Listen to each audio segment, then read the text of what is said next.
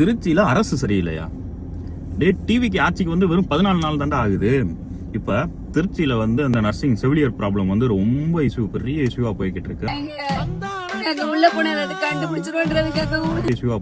அவங்க இறந்தே போயிட்டாங்க. அது ரொம்ப ஒரு வருத்தமான விஷயம்.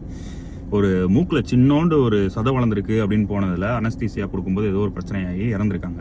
இன்னும் ஃபுல் டீடைல்ஸ் எதுவுமே தெரியல. பிராக்டிஸ்ல இருக்க டாக்டர்ஸ்லாம் கதம்சா பண்ணிக்கிட்டு இருக்காங்க. அந்த வீடியோ இதுல அட்டாச் பண்றேன். அரசு மருத்துவமனையில் இரவு நேர பயிற்சி மருத்துவர்கள் நோயாளிகள் முன்னிலையில் ஆபாச செயலில் ஈடுபடுறாங்க.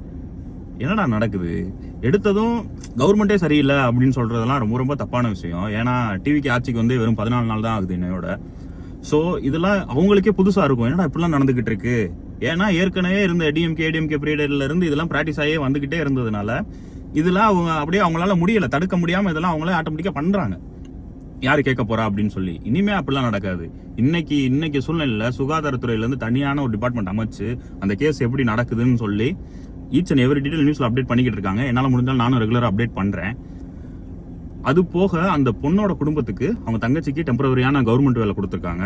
பிளஸ் வந்து வீட்டுமனை பட்டாவும் கவர்மெண்ட்ல இருந்து இப்போதைக்கு கொடுத்துருக்காங்க. ஸோ அவங்களோட ஃபேமிலியோட மனசு ஆறுதலுக்காண்டி ஃபர்ஸ்ட் ஒரு ஸ்டெப்பா எடுத்திருக்காங்க. இதுக்கு அடுத்து அந்த பொண்ணுக்கு கண்டிப்பா ஜட்ஜ்மெண்ட் கிடைக்கும்.